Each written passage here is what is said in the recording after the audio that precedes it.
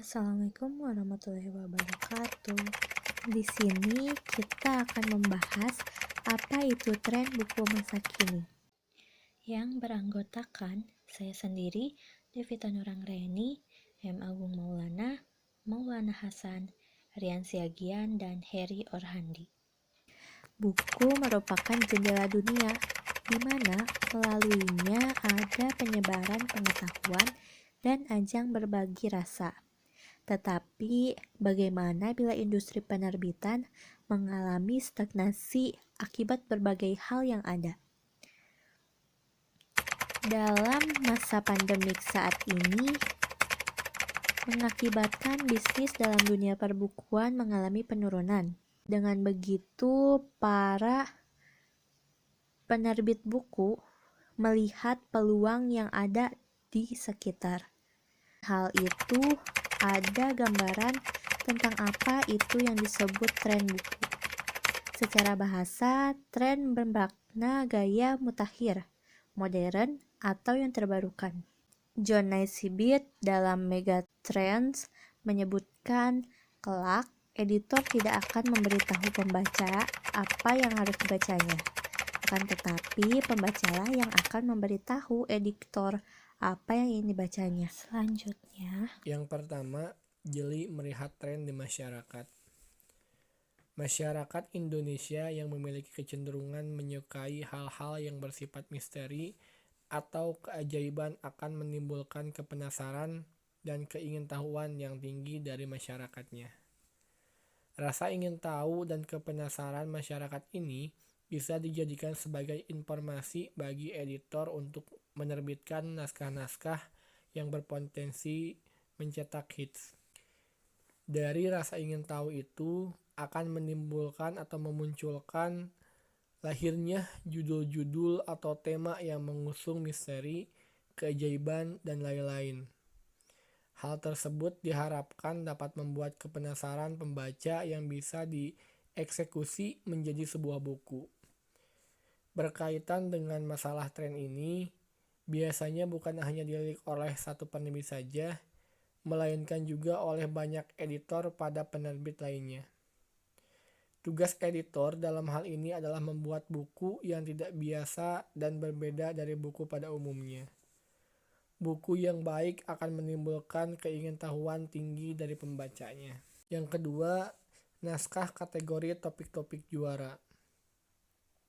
Sekarang ini, seluruh negara sedang dilanda pandemi yang berkepanjangan.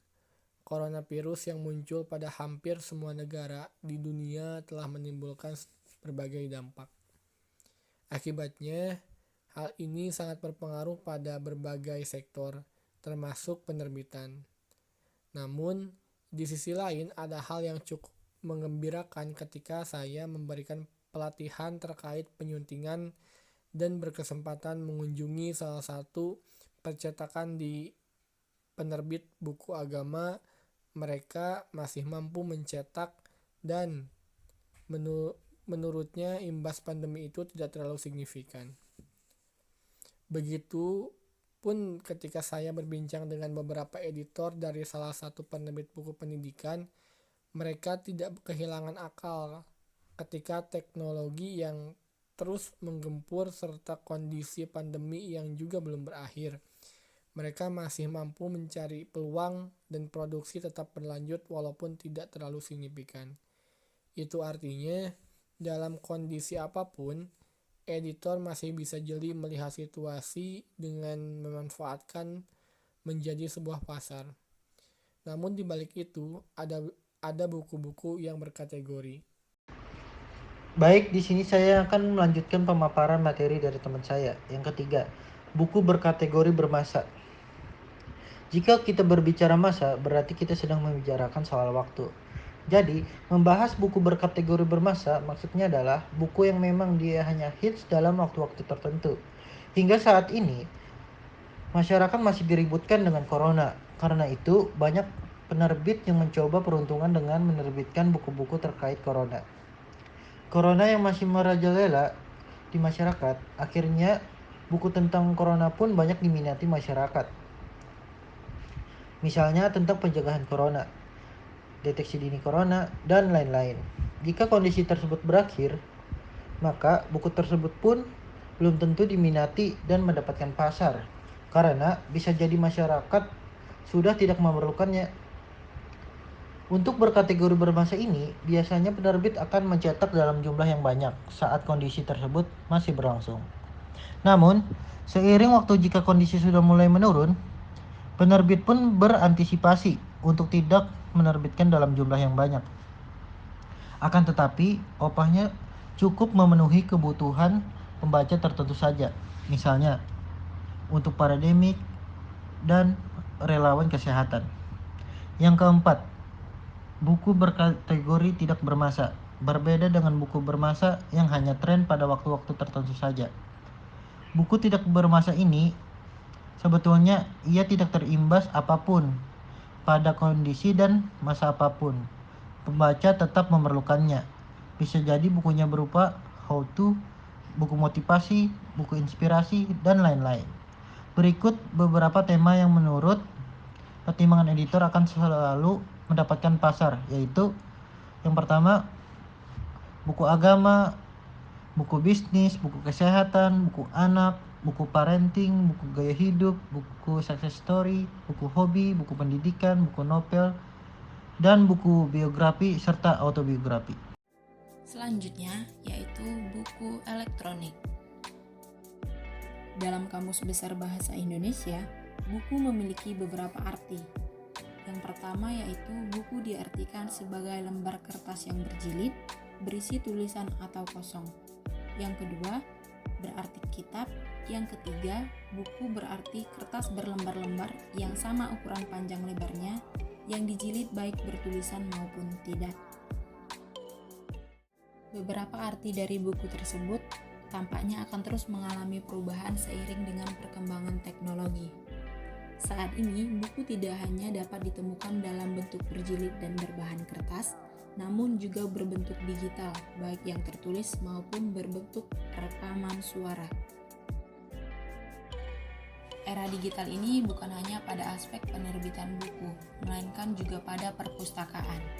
Sekarang, perpustakaan sudah mulai melakukan semuanya secara digital. Namun yang perlu diperhatikan oleh para pemangku kebijakan adalah bahwa tidak semua daerah dapat terakses oleh internet. Jadi, sesuatu yang sifatnya fisik masih tetap diperlukan. Dan zoom yang membantu Buku mudah dibaca. elektronik yang berupa file memiliki berbagai format seperti portable document format atau yang kita kenal dengan PDF, yang dapat dibuka dengan program Acrobat Reader atau sejenisnya. Ada juga yang dengan bentuk format Hypertext Markup atau yang kita kenal dengan HTM, yang dapat dibuka dengan browsing atau Internet Explorer secara online. Selain buku digital yang dapat dibaca yaitu buku elektronik, ada juga buku digital yang dapat didengarkan. Jenis buku digital ini disebut dengan audiobook atau buku audio. Buku audio adalah tren baru dalam dunia perbukuan. Jenis-jenis buku elektronik. Sebelum saya akan membahas buku elektronik, sebelumnya saya akan menjelaskan tentang pengertian buku elektronik. Jadi, buku elektronik ini bisa disebut dengan e-book. E-book merupakan sebuah bentuk publikasi yang berupa teks, gambar, video, maupun suara, dan diterbitkan dalam bentuk digital ataupun soft copy yang dapat dibaca di komputer maupun perangkat elektronik lainnya.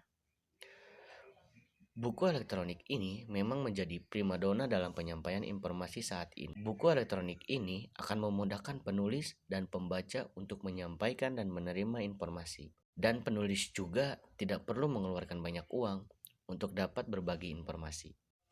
Di sini terdapat beberapa format buku elektronik yang paling banyak dijumpai. Yang pertama, ada PDF, Portable Document Format, yang diciptakan untuk Adobe untuk produk Acrobat mereka. Secara tidak langsung, merupakan format yang digunakan untuk pertukaran dokumen. Dukungan perangkat lunak untuk format ini hampir mencakupi semua platform komputer dan perangkat genggam. Beberapa perangkat memiliki masalah dengan PDF karena kebanyakan konten yang tersedia akan ditampilkan baik untuk format A4 ataupun surat. Yang keduanya tidak mudah dibaca ketika diperkecil sesuai layar. Beberapa aplikasi pembaca buku digital dapat menyusun ulang tampilannya. Beberapa dokumen PDF, termasuk Sony PRS 505, untuk mengakomodasi layar kecil. Beberapa aplikasi pembaca buku digital, termasuk Liad Irex, memiliki fitur dan zoom yang membantu mudah dibaca. Yang kedua, ada HTML. Hypertext Markup Language adalah tulang punggung dari World Wide Web. Banyak teks yang didistribusikan dalam format ini. Selain itu, beberapa pembaca e-book mendukung cascading style sheet atau bisa kita sebut CSS, yang pada dasarnya gaya utama paduan ini untuk halaman HTML. Yang ketiga, ada CHM, Compressed HTML, sering digunakan untuk file bantuan Windows. Hal ini telah menjadi sangat populer untuk didistribusikan teks dan bahan pendukung lainnya melalui web. Yang keempat, ada XHTML, versi khusus dari HTML. Dirancang agar sesuai dengan aturan konstruksi XML. Ini adalah format standar untuk data EPUB. Dan yang kelima ada XML, tujuan umum markup language untuk pertukaran data dalam konteks digital book. Umumnya terbatas pada XHTML dan RSS feed meskipun beberapa format lainnya yang telah ditetapkan. EPUB, format terbuka, didefinisikan oleh Forum Open Digital Book dari International Digital Publishing Forum. Hal ini mengacu kepada standar XHTML dan XML. Ini adalah standar yang sedang berkembang. Spesifikasi untuk EPUB dapat ditemukan di situs web IDPF, Adobe, ataupun Barnes. Semua memiliki DRM mereka sendiri untuk format ini yang tidak kompatibel antara satu dengan yang lainnya. Saat ini sudah ada versi baru dari format ini disebut EPUB 3, tetapi belum digunakan secara luas. Jadi bisa kita simpulkan, buku digital adalah sebagai buku yang memiliki kemutakhiran, kemudahan agar pembaca bisa membaca di mana saja dan kapan saja, tanpa harus kemana-mana membawa buku textbook. Cukup menggunakan gawai, kita bisa membaca berbagai macam buku yang bermanfaat. Selain itu, di waktu luang yang membosankan, kita bisa gunakan untuk membaca buku melalui gawai yang kita miliki. Terima kasih atas perhatiannya. Wassalamualaikum warahmatullahi wabarakatuh.